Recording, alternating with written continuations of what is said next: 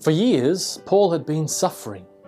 He doesn't tell us what his problem was, only that it was a thorn in the flesh, something that hurt him deeply and brought him great pain. In verse 8, Paul tells us that he prayed earnestly to God 3 times that God might take this pain away. But each time, God said no. In our own faith lives, one of the biggest challenges we face is when God says no to us. We plan out our lives, we set a clear direction and come to God for His help and care, but God says no. When that happens, we feel completely lost.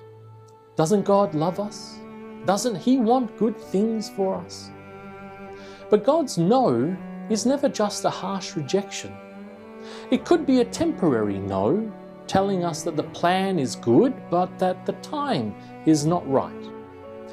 But even if it's a permanent no, God never just turns His back on us.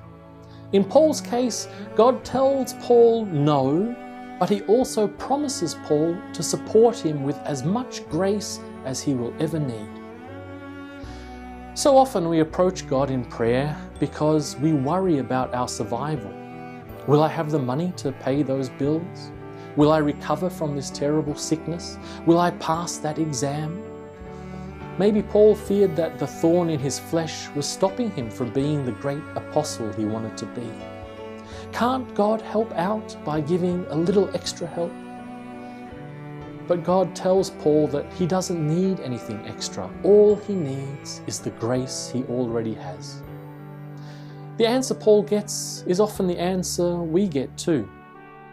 Paul shouldn't worry about overcoming his weaknesses. Instead, he should know that God's power in his life is made perfect in those weaknesses. When something is taken away in our lives, know that God's hands will strengthen us in other ways.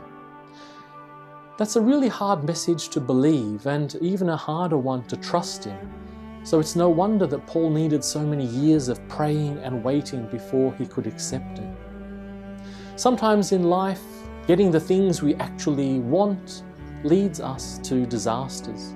And sometimes it's the challenges in life that push us to achieve great things. Of course, when those problems arise, we feel so helpless.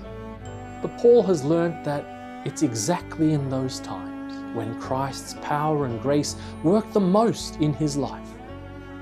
In our lives too, it's often when we face the biggest struggles and the most difficult challenges that we feel the power and grace of Christ most at work in us.